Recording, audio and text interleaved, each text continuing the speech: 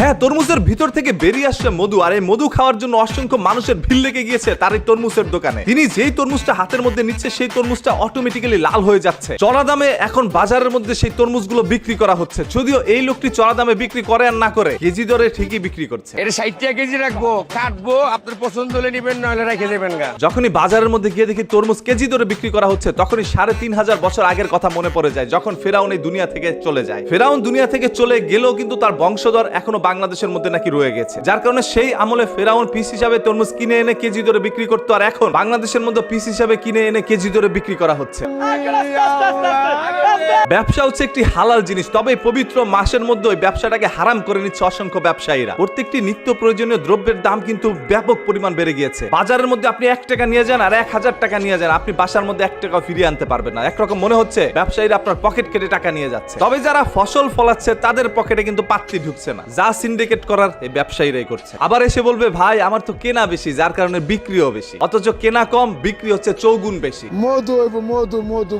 আমরা জানি মৌমাছি মধু সংগ্রহ করে, তবে এখনকার মধুগুলো সংগ্রহ করছে এই সকল ব্যবসায়ীরা। এই যে মধু, ওই কিরে, ওই কিরে।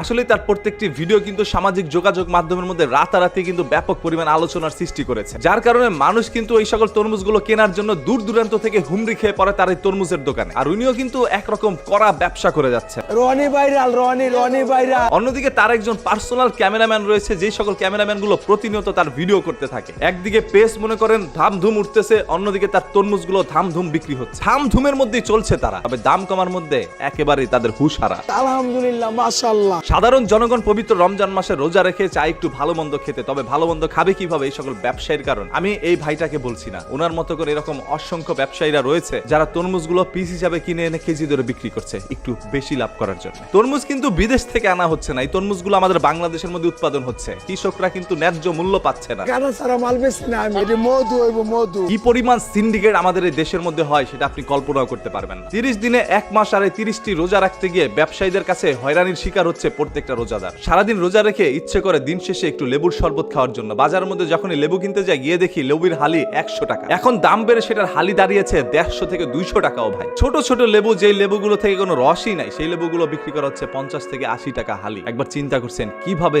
জনগণকে হয়রানি করছে এরা। এই প্রত্যেকটা ব্যবসায়ীর সিন্ডিকেট গুলো ভাঙার জন্য আপনারা রুখে দাঁড়ান। যদি দেখেন একটি প্রোডাক্টের দাম আকাশচুম্বী চাওয়া হচ্ছে, তাহলে সেটা আপনি কিনবেন না। এই সকল ফল বেশি দিন কিন্তু রাখতে পারেন, এমনিতেই পচে যায়। এই সকল ব্যবসায়ীর সিন্ডিকেট এমনিতেই ভেঙে যাবে। Roni viral, Roni viral. আপনি যেটা করেই ভাইরাল হন না কেন, আপনি তো ভাইরাল। এই জন্য দূর দূরান্ত থেকে, শুধু দেশ না দেশের বাইরে থেকে মানুষ চলে আসবে আপনার সাথে ছবি তোলার জন্য। যেমন ধরেন চামড়া ব্যবসায়ী বা বাংলাদেশের অশ্লীল ব্যবসায়ী যারা সোশ্যাল মিডিয়ার মধ্যে তাদের বউকে বিকৃত ভাবে দেখায় টাকা উপার্জন করে এখন সফল। ধরেন একটা দোকান উদ্বোধন করছে, সেইখানে ওই চামড়া ব্যবসায়ীকে এনে তারপর দোকানের ফিতা কাটছে, আলহামদুলিল্লাহ তার ব্যবসায় নাকি বরকত হয়েছে। মালা দানা পড়ছে ভাই, মালা দানা, মৌমাছি আছে। যারা সবসময় সত্য এবং ন্যায়ের কথা বলেছে তাদেরকে কিন্তু এই সমাজ প্রাধান্য দিবে না, তাদেরকে এই সমাজ প্রাধান্য দিবে বা তাদেরকে এই সমাজ টিকিয়ে রাখবে যারা অশ্লীল কাজ করে যাচ্ছে। আপনার বউকে পর্দা করানো ফরজ, আর এই পবিত্র রমজান মাসে এসে আপনার বউকে বিকৃত ভাবে দেখে আপনি টাকা কামাচ্ছেন। তবে মহান আল্লাহ তাআলার কাছে ভাই আমার একটাই কথা, প্রত্যেকটা শয়তানদেরকে আল্লাহ তাআলা বন্দী করে রাখলো, এই সকল চামড়া ব্যবসায়ীদেরকে আল্লাহ তাআলা বন্দী কেন করেন? আল্লাহ তাআলা এদেরকে হেদায়েত দান করুন। যদি কন্টেন্ট বানায় টাকার পিছে ছুটতাম তাহলে অনেক আগে কোটিপতি হয়ে যেতাম আপনাদের মতো। এখানে বসি তো টাকার জন্য না ভাই, শুধুমাত্র মানুষকে একটি ভালো মেসেজ দেওয়ার জন্য, যাতে করে মানুষ কিছু জানতে পারে। হয়তোবা 2-1 জন মানুষ হলো শুধরে যাবে, তবে নির্লজ্জর দলেদের যতই লজ্জা দেন না কেন এরা কোনোদিন শুধরাবে না। এরা শুধরাক আর না শুধরাক, আমরা আমাদের জায়গা থেকে শুধরে যাই। এদেরকে সবাই ফলের দাম বেশি চাইলে আপনি যদি না কিনেন তাহলে ফলগুলো পচে যাবে, দোকানদার পরবর্তীতে বেশি দামে ফল বিক্রি করবে না। সেরকম ভাবে এই সকল বউ ব্যবসায়ী বা অশ্লীল যারা কন্টেন্ট ক্রিয়েটর আছে তাদের ভিডিওগুলো দেখা বন্ধ করে দিলে এরাও আর অশ্লীল কাজ করবে না, বউ ব্যবসা করবে না। এখন আপনি কি করবেন সেটা একান্ত আপনার ব্যক্তিগত বিষয়। দেখা হবে আপনাদের সাথে পরবর্তী ভিডিওতে খুব শীঘ্রই। এতক্ষণ সবাই ভালো থাকবেন, ভালো রাখবেন, মন্দ হতে বিরত থাকবেন। বরাবরের মতো কথা কিন্তু একটাই, ধর্মবর্ণ নির্বিশেষে আমরা সবাই